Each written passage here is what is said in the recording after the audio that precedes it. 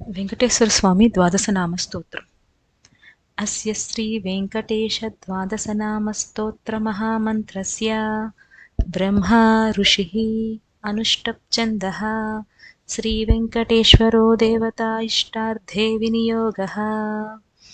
నారాయణో జగన్నాథో వారిజాసనవందితః స్వామి పుష్కరిణీవాసీ శంఖచక్రగదాధరః.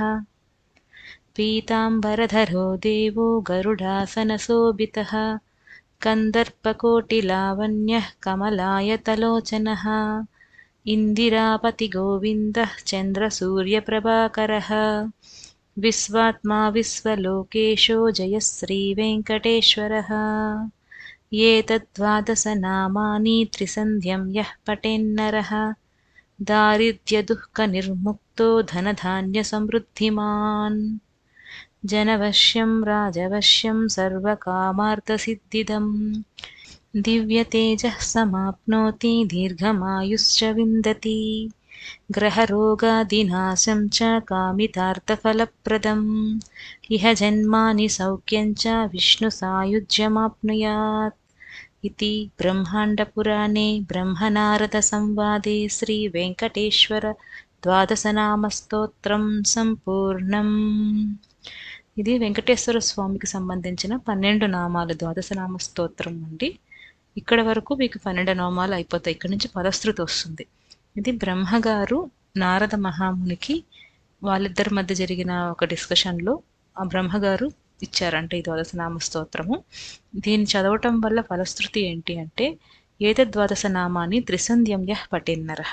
3 పూట్ల త్రిసంధ్యం అంటే పొద్దున మధ్యాహ్నం సాయంత్రం 3 పూట్ల ఎవరైతే దీన్ని చదువుతారో వారికి దారిద్ర్య దుఃఖ నిర్ముక్తం, దారిద్ర్యం బాధలు దుఃఖ బాధలు ఇటువంటివి ఉండవు, అవన్నీ నిర్మూలమవుతాయి. ధనధాన్య సమృద్ధిమాన్, ధనము ధాన్యము సమృద్ధిగా మనకి లభిస్తాయి. జనవశ్యం రాజవశ్యం సర్వకామార్థ సిద్ధితం.